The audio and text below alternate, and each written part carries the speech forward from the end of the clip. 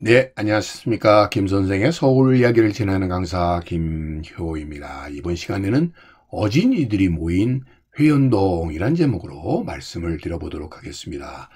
남산에서 내려다본 현재의 회원동 일대의 모습을 볼 수가 있는데요. 그 가운데에 여러분들 호연당이라고 해서 도포 있고 오늘날 옛 서당의 체험을 할 수 있는 이런 공간으로 마련된 이 회원동 아래에 이 고층 건물들로 둘러싸여 있는 이 회원동에 대해서 오늘 알아보도록 하겠습니다. 이 회원동이라고 하는 것이 현재는 그 구역이 넓어져서 이 서울역을 포함한 남산 북쪽 자락에 지금 표시되어 있는 푸른색으로 표시되어 있는 지역이 다 오늘날 행정동 회원동의 구역이 되겠습니다. 일찍이 이 회원동은 회현 혹은 회동이라고도 이렇게 약칭이 되었었던 것으로 이 1947년 이후에 동회제도가 세워지면서 회원동, 일가, 동부, 동해부터 시작을 해서 이렇게 2, 3가 동해가 설치가 되었었고요. 1975년도에 와서 행정동 회원동이 탄생을 하게 되면서 회원동 1가, 2가, 3가가 나오게 되었다가 2001년도부터 그 관할구역이 대폭 확대 변경이 되어서 남대문로로부터 시작해서 복례동, 남창동, 순화동 등의 이 충무로 일가의 일부까지 이렇게 지역 자체가 대단히 넓어졌다 이렇게 보시면 되겠습니다. 그러나 그 출발점에 해당이 되는 곳은 현재의 그 우리은행 본점 앞에 은행나무 쉼터를 중심으로 해서 이 회원동의 역사는 시작되었다라고 볼 수가 있겠고요. 이를 오랜 세월 동안 이 자리를 지키면서 바라봤었던 것이 바로 지금 이 회원동에 있는 근 500년의 수령을 갖고 있는 은행나무가 아닐까 싶습니다. 자, 이 은행나무를 중심으로 해서 남산으로 오르는 많은 골목길들이 있는데요. 흔히 이것이 남산 옛길로 이렇게 지금도 추억되고 있는 길이 아닌가 싶습니다. 그래서 남산 옛길을 따라서 남산으로 이렇게 올라가다 보면 이제는 어떤 의미에서 사라질 줄 모르는 모습들을 우리가 만나게 되니 그 중에 하나가 보실 수 있는 것이 바로 이런 회원 시범 아파트 같은 경우들이 그러한 예들이 아닐까 싶고요.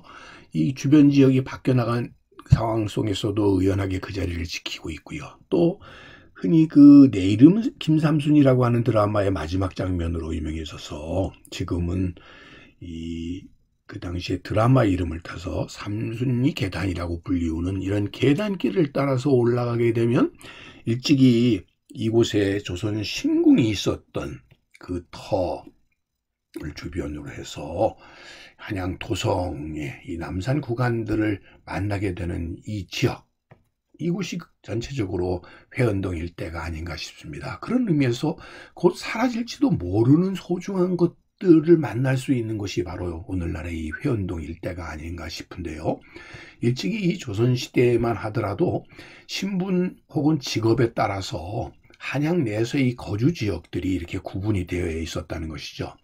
그래서 조선 후기에 한양의 인구를 약 19만 명 정도로 이렇게 추정을 하고 있는데 한양의 동서남북 중으로 나누면서 북촌에는 양반과 종친들이, 서촌에는 하급관리, 중촌에는 중인과 시전상인, 남촌에는 바로 이 남인과 소론 세력들이, 동촌에는 반인과 무관들이 주로 이렇게 살아왔었다는 것이죠.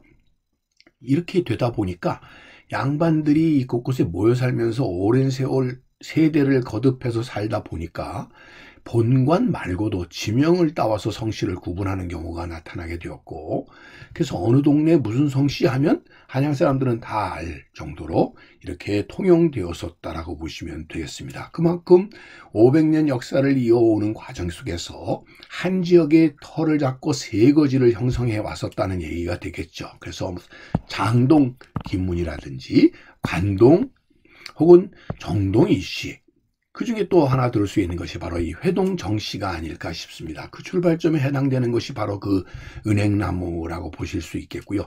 그래서 지금도 이 은행나무 축제를 이 회원동 나무 추진 축제 추진위원회를 중심으로 해서 이렇게 추진이 되어서 그 역사를 되새기고 있는 이유도 바로 이 회원동의 이라고 하는 것 자체가 이 은행나무골을 중심으로 해서 이루어졌다는 걸 알 수가 있겠고요. 이곳에 동래정씨 회원방 예터라고 해서 이곳에서 소위 그 회원동을 중심으로 하는 회동정씨의 세거지가 형성이 되었었다라고 하는 것을 우리가 확인해 볼 수가 있겠고, 그래서 정광필의 집터라고 하는 것 자체가 그런 의미에서 이 정씨터, 특히 이것이 대를 이어서 12명의 정승이 이곳에서 배출되다 보니까 결국 이들 집안이 하나의 이 지역을 세거지로 했다라는 것 때문에 회동하면 이 정씨가 이렇게 등식처럼 떠오르게 되었다라고 보시면 되겠습니다. 그래서 이 동래 정씨가 500년 동안 이 회원동에 세거를 하면서 회동 정씨를 이루어냈다라고 보시면 되겠습니다. 이 회동 정씨라고 하는 것이 소위 남산의 이 북쪽 기슭의 남촌 지역의 터를 잡고 쭉 살아왔었고, 이렇게 많은 정승과 수많은 고관들을 배출하게 되었고, 그러다 보니까 회동정씨는 이 회원들의 경관과 문화에 큰 자취를 남겨서 쌍회정, 제산로, 홍엽정 등의 중요한 정자들을 남겨서 이 남산의 경관을 형성하는 중요한 구심점의 역할을 하기도 함에 따라서 회동하게 되면 동래정씨의 세거지라는 걸 알 수가 있겠고요. 이 출발점에 있었던 것이 바로 이 정구가 발급받았었던 가대절수 2반이라고 해서 한성부에서 발급한 문서 중에 가장 오래된 고문서로 꼽히고 있는 것으로, 이 당시에 정구가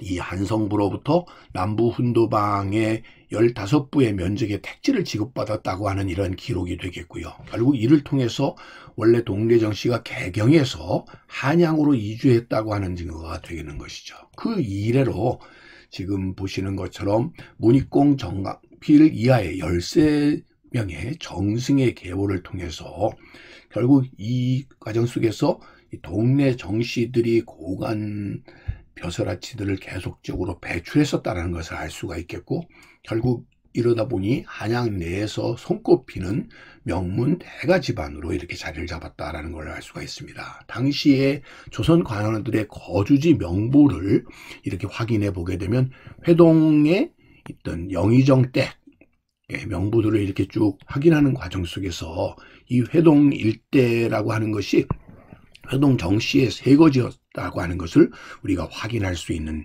하나의 중요한 단서가 되지 않았나 싶습니다. 자, 이 시기에 회원동에 동래 정씨가 그러면 얼마나 많이 거주했을까라고 하는 것에 대해서는 분명한 자료들이 없습니다만 1903년도에 한성부 호적을 가지고 파악을 해보게 되면 이 20세기에 들어서서 당시 회원방의 가구주가 262명이었는데 그 중에 20명이 동래 정씨였다는 거죠. 그러니까 거의 10% 가까이의 비중을 차지했었던 것이 동래 정씨였다고 하는 점에서도 이 회원동이라고 하는 것 자체가 회동 정씨라고 하는 하나의 세거지의 중심을 이룰 수 있었다라고 보시면 되겠고요. 그러나 점차 일본인들이 이 남촌 일대의 소위 주거 공간을 점차 확대해가는 과정 속에서 결국 이 동래 정씨의 숫자도 점차적으로 줄어들 수밖에 없었다라고 보시면 되겠고요. 결국 회동 정씨를 중심으로 했었던 이 남산 기슭의 역사도 점차 사그러들어 버리게 되었다라고 보시면 되겠습니다. 그래서 그 대표적인 사례로 들 수 있는 것이 바로 이 쌍회정의 홍엽정 터가 되겠는데요. 이런 것들도 일본인들의 소유로 이렇게 넘어가 버렸다고 하는 것을 확인할 수 있는 사진 자료들을 통해서 이를 다시 한번 확인할 수 있지 않나 싶습니다. 자, 어진이들이 모인 동네라고 하는 의미를 갖고 있는 이 회원동을 중심으로 해서 회동 정씨라고 하는 하나의 세거지의 역사를 가지고 왔었던 오늘날의 이 회원동의 모습 과 대비를 해서 이제는 점차 사라져버리고 있는 하나의 조선시대의 중요한 하나의 이 세거지의 문화라고 하는 것 자체를 한 번쯤 되새겨보는 시간을 가져봤습니다. 오늘 이 시간에는 어진이들이 모인 회원동이라는 제목으로 말씀드렸습니다.